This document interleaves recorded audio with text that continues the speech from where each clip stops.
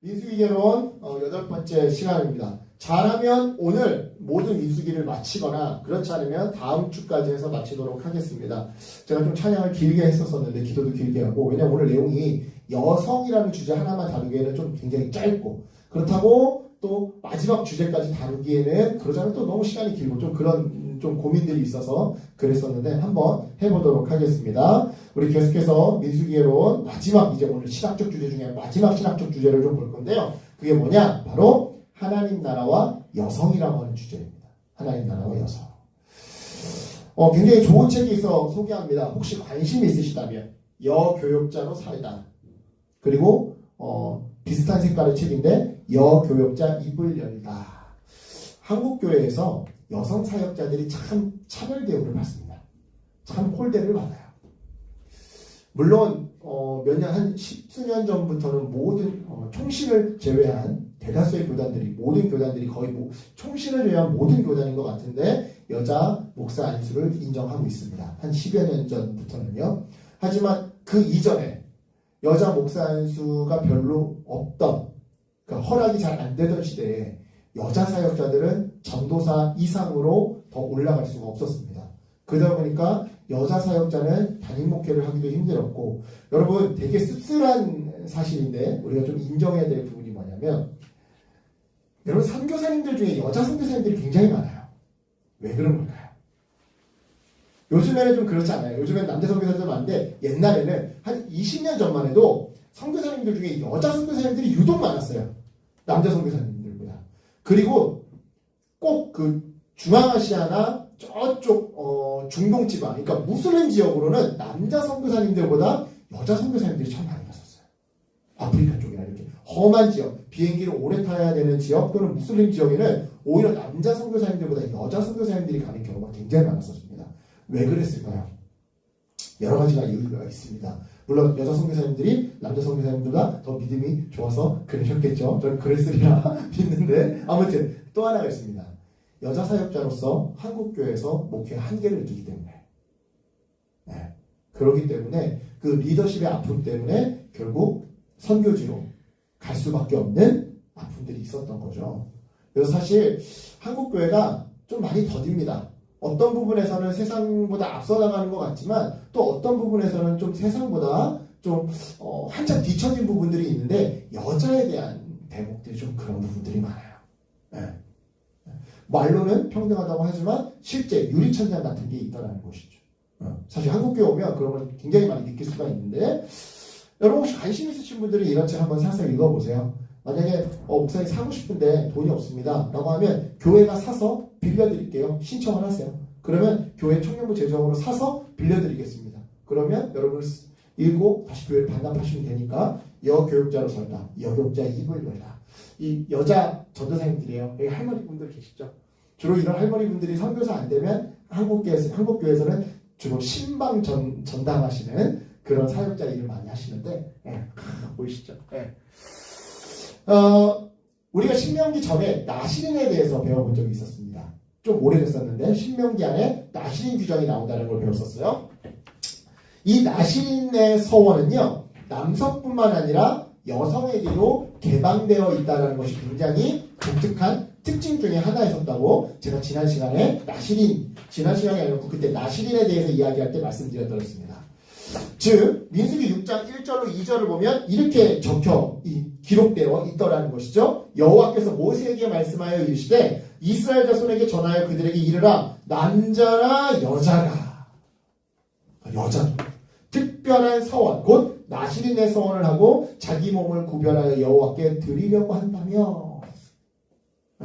그러니까 여자도 나시린이 될 수 있다는 것이죠.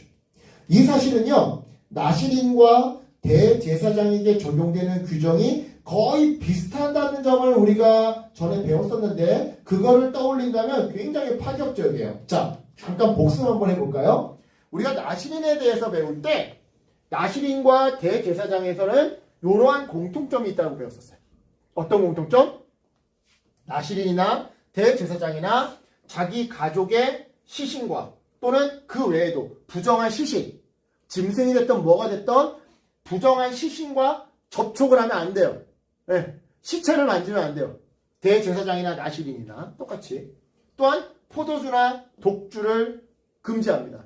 물론 대제사장의 경우에는 성막에 들어가서 예배를 인도할 때만 포도주를 마시면 안 돼요. 하지만 나시린은 평상시에도 아예 포도주는 입에도 대지 말아야 돼요. 술이란 술은 절대 입에 대서는 안 되는 것이죠. 또한 머리의 삭도 금지. 대제사장이나 나시린이나 똑같이 머리 이렇게 절대 자르면 안 되는 거예요. 근데 이 세 가지를 다 어긴 사람 나시린이 있었죠? 삼손. 사자를 죽이고 그 사자 몸속에서 죽은 사자 시체에서 생긴 그 벌의 꿀 그걸 채취하잖아요. 시신을 만집니다. 예. 시신을 만지고 잔치를 벌이면서 술을 먹고 그죠? 그리고 머리에 삭도를 대죠. 예. 여러분 그냥 막간으로 이야기해드린 거예요. 요 세 가지 나시림에도 불구하고 이 세 가지 규정을 다 어긴 사람이 누구였다? 사사기의 삼손이었다. 여하튼 자 여기서 제가 이제 말씀드리고 싶은 건 뭐냐면 대제사장이나 나시린이나 굉장히 비슷하다라는 거예요. 단 차이점이 있어요. 어떤 차이점? 대제사장은 혈통제예요. 아버지가 제사장이었으면 나도 제사장이에요. 가문, 혈통제예요. 그러니까 어떻게 보면 운명, 숙명인 거죠. 숙명이에요. 이건 내가 해야만 하는 일이에요. 그런데 나시린은요. 모든 남자나 여자나 자원하면 다 할 수 있어요. 그러니까 혈통제가 아니에요. 숙명이 아니에요. 자발이에요. 자발. 자유예요. 내가 나시린을 살고 싶으면 하면 되는 거예요. 심지어 여기는 남자만 가능한데 여기는 여자도 가능해요. 이 차이점을 제외하면 대제사장과 나시린은요 매우 똑같습니다. 매우 똑같아요. 매우 똑같은데 자 여기서 우리가 생각해 봐야 될 게 뭐다? 대제사장직과 나시린은 굉장히 똑같다고 했는데 대제사장직은 남자만 가능하다고 그랬죠? 특정 가문에. 근데 나시린은 여자도 가능하더라는 거예요. 다시 한번 대제사장과 나시린은 굉장히 비슷하더라. 그런데 나시린은 여자도 가능하더라. 무슨 말씀인지 아시겠죠? 따라서 여러분 최소한 나시린이 되는 그 과정에서 나시인으로서 살아가는 그 과정에 있어서는 성별의 구별이나 차별이 없다라는 것은 굉장히 중요한 의미를 우리에게 부여하는 거예요. 아까 말씀드렸지만 나시린도 대제사장처럼 뭔가 거룩함의 상징이에요. 시체를 만지면 안 되고 술을 마시면 안 되고 머리에 삭도를 대면 안 돼요. 거룩함의 상징이에요. 그런데 최소한 이 나시린만큼은 여자도 가능하다는 거지. 여자도 될 수 있다는 거야. 여자에게 진입장벽이 없다는 거야. 차별이나 구별이 없다는 것이죠. 즉 구약은 직분에 있어서는 남자와 여자의 구분을 두되 원리 원칙에 있어서는 구분을 두지 않더라는 거야. 그러니까 직분에 있어서는 야 남자는 그러니까 쉽게 예를 들면 대제사장 이런 표현들이 되게 어려우니까 정확하게 맞아떨어지는 건 아니지만 예를 들자면 내가 이렇게 얘기해볼게. 구약은 야 사장은 남자만 할 수 있어. 여자는 사장 못해. 부사장까지는 할 수 있어. 아예 저기 여자는 뭐 사회활동 할 수 없어. 뭐 이렇게 한다고 하지만 그 삶의 방식에 있어서는 여자도 사장처럼 살아라. 이렇게 얘기하더라 이 말이지. 이해가 좀 되죠? 무슨 말인지 이해 가시죠?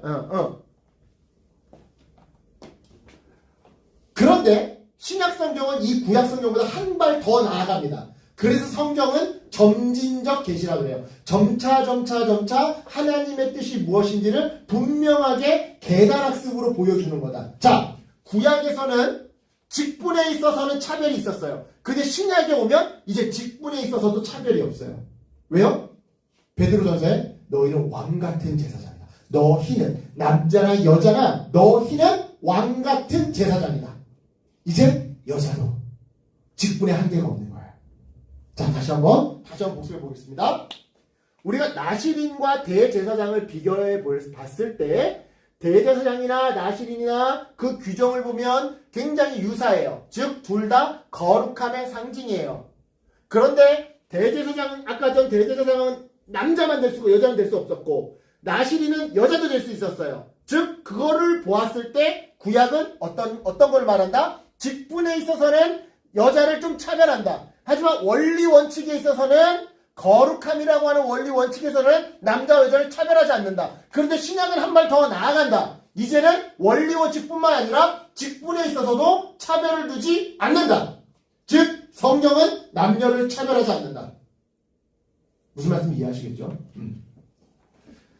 특별히 이 민수기를 읽다 보면요, 여성의 권익을 보장하는 또 다른 이야기가 나와요. 나시린 이야기뿐만 아니라, 그러니까 나시린도 굉장히 획기적이에요. 왜 획기적이냐? 목사님, 나시린 보면 그래봤자 대제사장은 남자만 되고 나시린 그거 뭐라고, 여전히 차별인 것 같은데요? 물론 그렇죠. 그런데 그때 당시 시대상에 비하면 굉장히 이거는 혁명적인 거예요. 왜냐하면 그때 당시 이 민수기가 기록될 당시 고대 근동의 신화나 문화나 정치 경제 시스템을 볼 때 여자는요 그냥 재산이에요. 고대 근동의 정서가 굉장히 많이 묻어있는 게 무슬림들의 쿠란이거든요. 꾸란을 읽다 보면 여자를 재산으로 계산하는 그런 구절들이 등장해요. 그러니까 여자는 사람도 아닌 거야. 고대 근동 설화를 보면 여자 창조에 대한 이야기는 등장하지도 않아. 다 남자만 창조해. 여자는 어디서 나타난지도 모르겠어.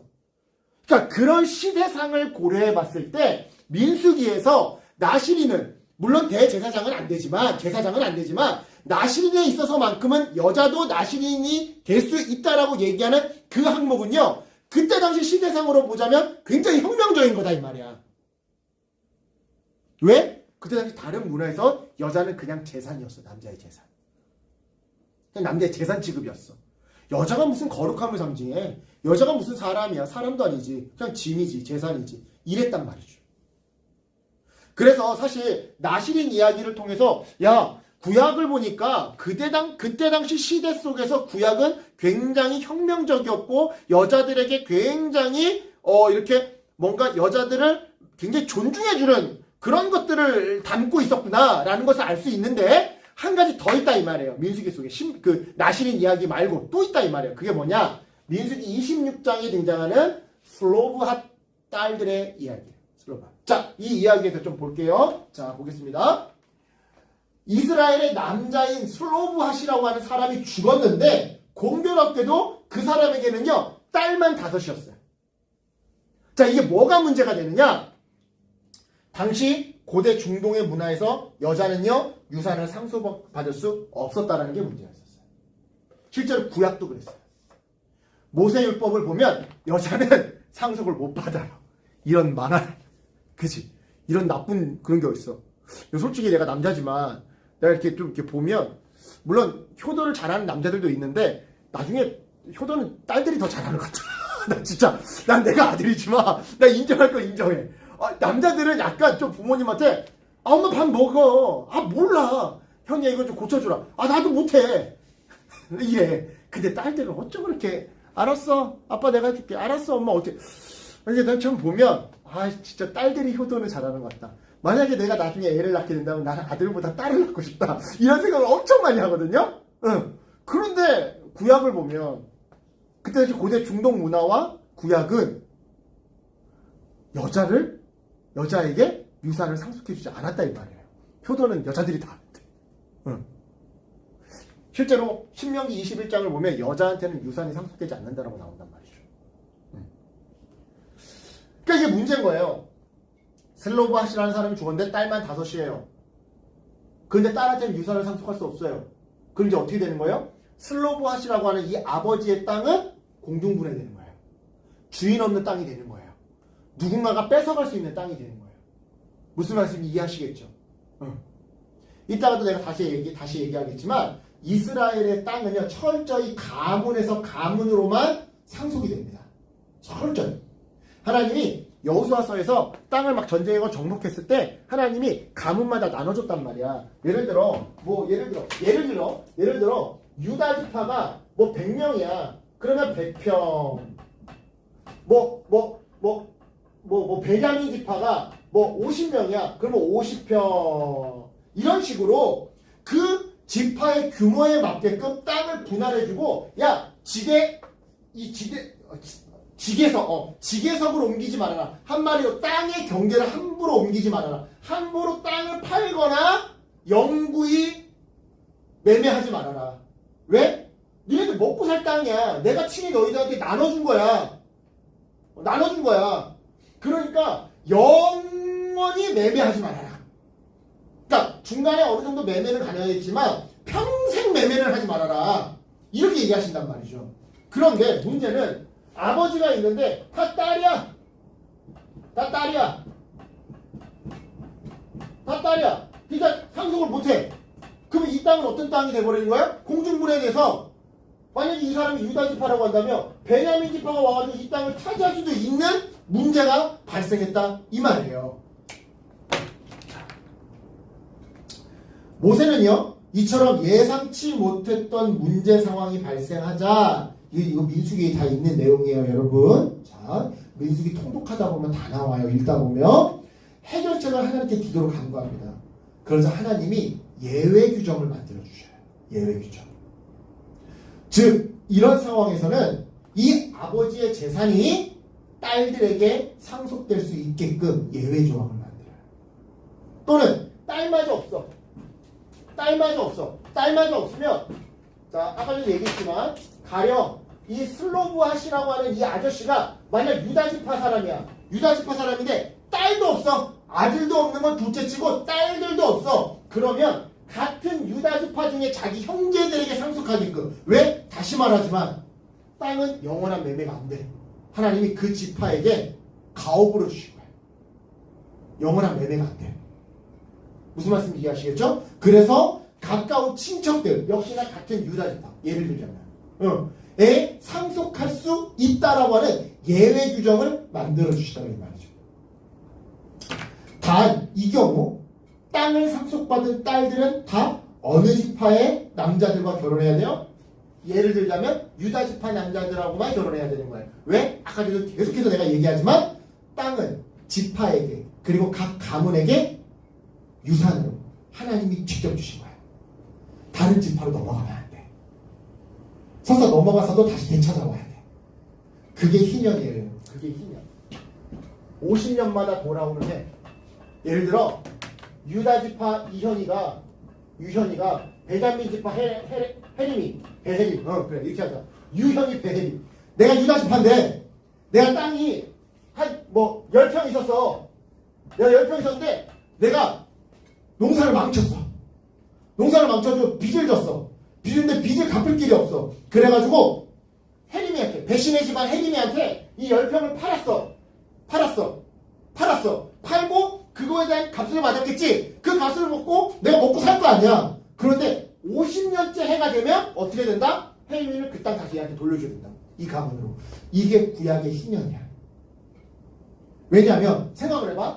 현이도 농사 망하고 준호도 형이 농사 망하고 소진이도 농사 망하고 재현이도 농사 망하고 다 망했어. 얘네만 잘겠어. 그래도 다 얘한테 땅 팔았어. 그럼 나중에 얘 땅이 500평이야. 나머지 땅 한 평도 없는데 그 상태에서 50년 제로 세팅을 안 만들어주면 한 번 거지는 영원한 거지 한 번 부자는 영원한 부자 되잖아. 이해가세요? 구약은 그걸 막는 거예요. 여러분 이건 획기적인 경제 시스템이에요. 우리 뒤에 우리 민철 형제가 경제학 열심히 공부하는 친구거든요. 우리 민철 형제가 이제 경제학 대학원도 준비하고 있는데 저는 민철 형제가 만약 기회가 된다면 헨리 조지의 지대세 이론을 한번 공부해보면 참 좋겠다는 생각이 들어요. 이런 어떤 희년 제도를 현대 이 토지 개혁에 적극 반영한 사람이 헨리 조지라고 하는 이 경제학자거든요. 여하튼 이런 걸 얘기하는 거거든요. 그러니까 다시 말씀드립니다. 자, 원래는 딸에게는 상속이 안 되는데 딸만 있어. 어쩔 수 없잖아. 그러니까 딸에게 상속해줘라. 예외 규정을 만들어줬어. 대신 너희 이 딸들 5명은 아버지가 유다지파였느냐? 그럼 너네 유다지파 사람들하고만 결혼해라. 왜? 땅은 함부로 매매가 안 되는 거니까. 이해하시겠죠? 그런 예외 규정을 만들어 주시더라 이 말이에요.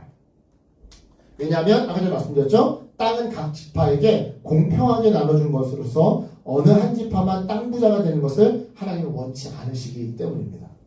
그래서 여러분 성경을 읽다 보면 영원한 부자도 없고 영원한 거지도 없는 거예요. 네. 여러분 좀 우리가 이런 걸 알아야 돼요. 이 지구상의 자원은 한정되어 있습니다. 지구는 한정되어 있습니다. 따라서 내가 아무리 이 시대의 법에 합당한 방식으로 이 시대의 정당한 방식으로 부자가 됐다 하더라도 이 지구의 자원 자체가 한정적이기 때문에 내가 부자가 됨으로 말미암아 누군가는 가난해졌다는 걸 인정을 해야 돼요, 여러분. 여러분, 우리는 항상 그런 빚진 마음이 있어야 돼요. 요즘에 전기자동차, 친환경 자동차라고 엄청 그죠? 테슬라, 요즘에 우리나라도 전기자동차 엄청 많이 만들어내죠? 그죠? 친환경 얘기를 합니다. 근데 여러분 그거 아세요? 전기자동차의 전지를 만드는 핵심 원료 중에 하나가 뭐냐? 코발트예요. 코발트. 들어는 보셨어요? 코발트. 이 코발트 어디에 매립되어 있는지 아십니까? 전 세계 코발트 생산의 60에서 70%를 어느 나라가 하는지 아세요? 여러분 모르죠? 콩고가요. 콩고 탄광에서 팝니다. 그런데 콩고 탄광이 들어가잖아요? 그러면 아프리카 사람들이 장비도 없어요. 마스크 하나 쓰고 방독면도 못 쓰고 장갑도 안 쓰고 맨손으로 코발트를 캡니다. 맨손으로. 월급도 임금도 받지 못하고 제대로 받지 못하고 가족 먹여 살리겠다고 탄광에 들어가서 맨손으로 방독면도 아닌 마스크 하나 쓰고 들어가서 맨손으로 코발트 캡니다. 그 코발트로 연료전지를 만들어서 전기자동차를 만듭니다. 여러분 다시 말씀드립니다. 그러니까 너희들 다 전기자동차 사지 말라 그 얘기를 하는 게 아니라 여러분 나는 목사님 정당하게 부자가 됐어요. 나는 합당한 방식으로 부자가 됐어요. 맞죠? 이 시대가 만들어온 이 법이라고 하는 시스템 안에서 내가 정당하게 부자가 된 건 맞지만 전 지구적인 입장에서 봤을 때, 전 인류적인 입장에서 봤을 때 아무리 내가 온당한 시스템으로 부자가 됐다 하더라도 내가 한정된 자원에서 이만큼을 소유했다며 상대적으로 요만큼 소유하는 사람들이 생겨나기 마련이라는 거예요. 남자들이 이만큼을 가지면 상대적으로 여자는 요만큼을 가질 수밖에 없더라 이 말이에요. 자리는 한정되어 있고 집은 한정되어 있고 자원은 한정되어 있기 때문에. 그런데 성경은 어떻게 하신다는 거예요? 시대에 따라 때에 따라 영원한 부자도 없게 하시고 영원히 가난한 자도 없게 하신대요. 여러분 이건 굉장히 혁명적인 이야기입니다. 물론 부유한 사람들에게는 이게 서슬퍼런 징계의 말씀이 될 수도 있겠죠. 내가 하나님 앞에서 범죄하면 이렇게 될 수 있겠구나. 근데 반대로 정말로 가난한 사람들이나 정말로 몸이 아픈 사람들이나 열심히 도전하고 노력했지만 매번 실패를 맛봤던 사람에게 이 말은 굉장히 위로의 말씀으로 다가올 겁니다. 특히나 오늘 여자에 대해서 이야기를 하고 있는데 그 유리천장 속에서 이 책의 주인공들 이 유리천장 속에서 목사 한 수 한 번도 받아보지 못하고 자기보다 나이 어린 10살, 20살 나이 어린 남자 담임 목사님한테 맨날 쫓겨나게 일수의 삶을 살아야만 했던 이 여성들에게 영원한 부자도 없고 영원한 거지도 없다. 영원한 강자도 없고 영원한 약자도 없다. 라는 이 말이 비록 그 말이 자기네 세대에서 응답되지 않는다 하더라도 자기 후배 여자 사역자들의 삶 속에서 응답될 것을 미리 내다보면서 얼마나 위로를 얻었을까요? 정리해보도록 하겠습니다. 다행히 오늘 제가 말을 길게 끌어서 여성만 하고 끝낼 수 있을 것 같아요. 여러분 아까 전에도 말씀드렸지만 성경은 점진적 계시입니다. 구약을 거쳐서 신약으로 오면서 점점 분명하게 뚜렷하게 보여주는 것들이 있더라 이 말이죠. 즉 훗날 신약시대에 이르러서는 남자와 여자가 동등하다는 것을 바울을 통해 직접적으로 언급합니다. 실제로 볼까요? 에베소서 5장 21절, 22절, 25절인데요. 보겠습니다. 그리스도를 경외함으로 피차 복종하라. 아내들이여 자기 남편에게 복종하기를 주께 하더라. 남편들아 아내 사랑하기를 그리스도께서 교회를 사랑하시고 그 교회를 위하여 자신을 주신 같이 하라. 자 여러분 이 구조 한번 집중 좀 해보시겠어요 여러분? 이게요 기독교 역사 속에서 정말 악용되어 왔던 구절 중에 하나입니다. 일단 이 구절을 안 읽어요. 21절을 안 읽어요.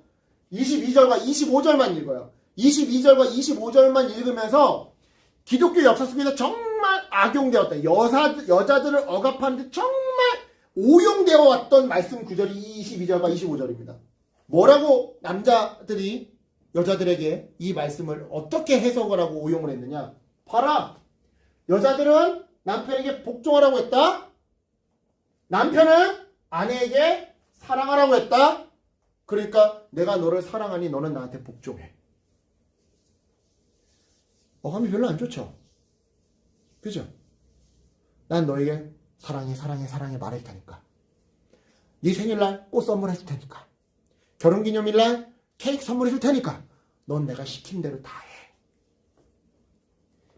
여러분, 아니, 제가 지금 소설을 쓰는 게 아니라 여러분 미국 교회 역사 속에서 또 한국 교회 역사 속에서 이런 오용들이 그로 인해서 남자들이 가정에서 또는 교회에서 여자들을 억압했던 일들이 굉장히 많았었습니다. 근데 여러분 여기서 잘 보셔야 되는 게 뭐냐면요. 복종이 쉬울까요? 사랑이 쉬울까요? 사실은 복종이 더 쉬워요. 사랑이 진짜 어려운 거예요. 왜요? 사랑하기를 어떻게 사랑하게요? 교회를 그리스도께서 교회를 사랑하시고 그 교회를 위하여 자신을 주신같이 그리스도가 교회를 어떻게 사랑했어요? 자기 목숨을 내어줬어요. 그러니까 여기서 말하는 사랑은요, 네 목숨을 내어주는 사랑을 얘기하는 거야. 다시 복종이 어려워요? 사랑이 어려워요? 사랑이 어려워요. 복종은요 사랑 없이도 가능해요. 뒤에서 욕하면서도 가능해요. 아이씨 이러면서도 갖다 줘 그러면 갖다 줄 수 있어요. 에이씨 이러면서 이거 해라고 할 수 있어요. 복종은요 사랑 없이도 가능해요. 근데 사랑은요 복종을 포함해요. 복종 없이는 사랑이 불가능해요.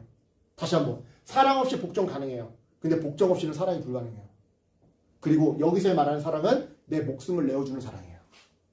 그런데 기독교가 이 이야기는 안 했어요.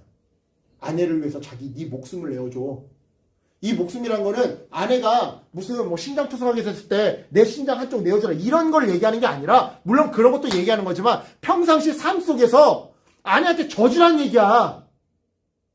나는 날마다 죽노라. 그게 내가 맨날 뭐 칼로 나 찌른다는 얘기야. 그 얘기 아니잖아. 내가 날마다 내 자아를 죽인다라는 거잖아. 내 주장을 죽인다라는 거잖아.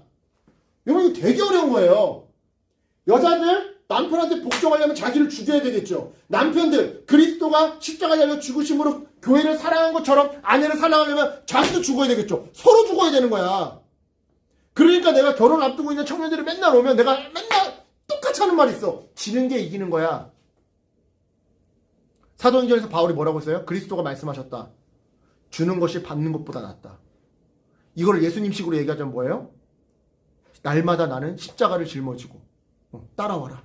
자기를 부인하고 따라와라. 내가 죽어야지 행복한 거야. 내가 죽어야 사랑하는 거야.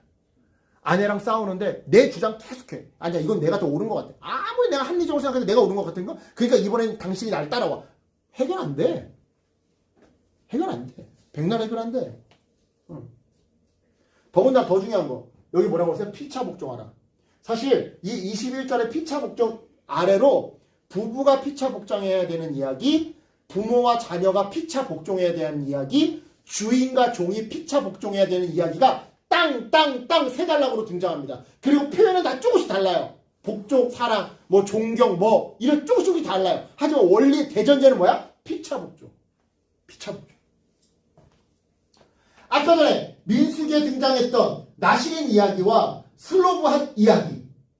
물론 당시 시대상에 비추어 봤을 때는 굉장히 여자들을 배려해 주지만 여전히 차별적인 요소가 좀 남아있거든요. 근데 신약에 오면 뭐라고 얘기하는 거야? 피차 복종하라고 얘기하더라 이 말이야.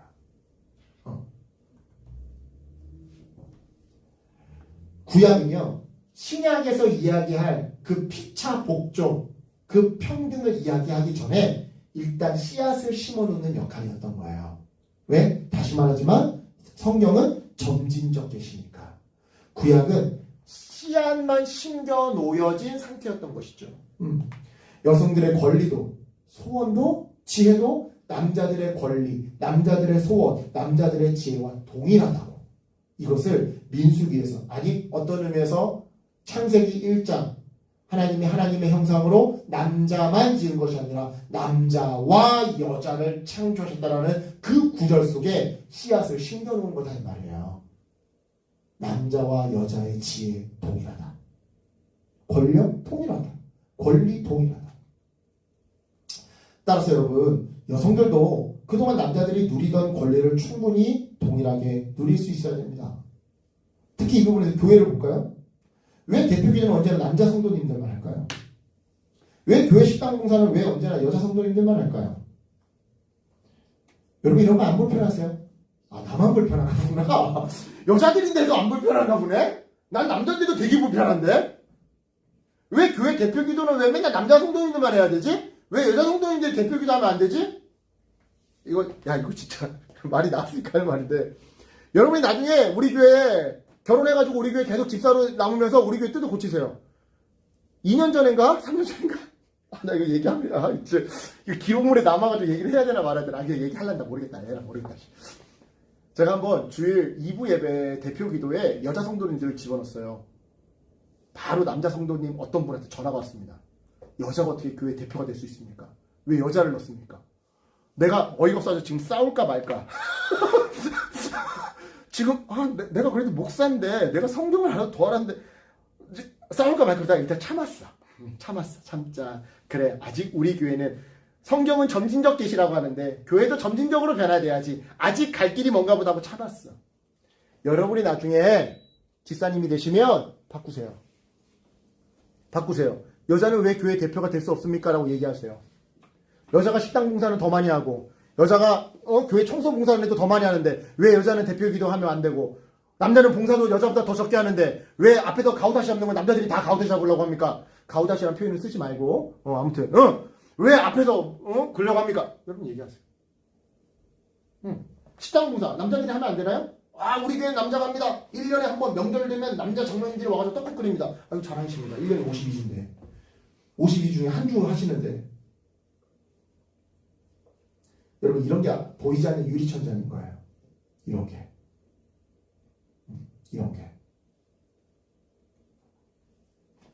자, 오늘 제 이 설교가 굉장히 불편한 남자들이 있을 수도 있을 거예요. 할 수 있을 건데 모르겠습니다. 저는 성경에서 그렇게 기록됐기 때문에 그렇게 가르치는 겁니다. 만약에 제 이 설교가 굉장히 불편하다면 성경책 들고 오십시오. 그럼 아무도 안 오더라고. 여러분 이게 바로 신약의 정신이에요. 남자와 여자가 똑같다. 물론 기능의 차이는 있을 수 있어요. 여자와 남자의 몸이 다르고 신체적 능력이 다르기 때문에 남자가 애를 낳을 수는 없는 거잖아요. 그죠? 그런 것처럼 남자의 몸에서 모유가 나올 수는 없는 거잖아요. 남자가 한 달에 한 번 월경을 하는 건 아니잖아요. 그죠? 그런 것처럼 몸에서 오는 그리고 신체 능력에서 오는 차이는 있을 겁니다. 우리가 그거를 다 무시하자는 건 아닙니다. 인정하고 배려하고 또 챙겨줄 건 높여줄 건 또 높여주고 칭찬해줄 건 칭찬해줘야죠. 하지만 그런 것들이 아니고서는 여러분 여자도 대표가 될 수 있고 여자의 권리도 남자의 권리가 똑같은 거고 여자의 지혜도 남자의 지혜가 똑같은 겁니다. 이게 바로 신약의 정신입니다. 갈라디아 3장 28절로 29절 너희는 유대인이나 헬라인이나 종이나 자유인이나 남자나 여자나 다 그리스도 예수 안에서 하나이니라. 약속대로 유업을 이을 자니라. 남자나 여자나 유업을 이을 자니라. 아빠가 만약에 유산 오빠한테만 상속해준다고 하면 이 구절 가지고 아빠랑 싸우세요. 목사님은 화평을 가르쳐야 돼요. 싸움을 가르쳐서 미안하네요. 아버지를 잘 설득해보세요. 이 말씀으로. 만약 아버지가 누나에게만 유산을 상속하겠다 그러면 아빠가 나도 주세요라고. 아니 반대로 아빠가 만약 나 남자 아들이 나한테만 준다고 하면 아빠가 그러지 마시고 누나에게도 여동생에게도 이러는 좀 오빠 동생이 좀 돼보세요. 이게 신앙이죠.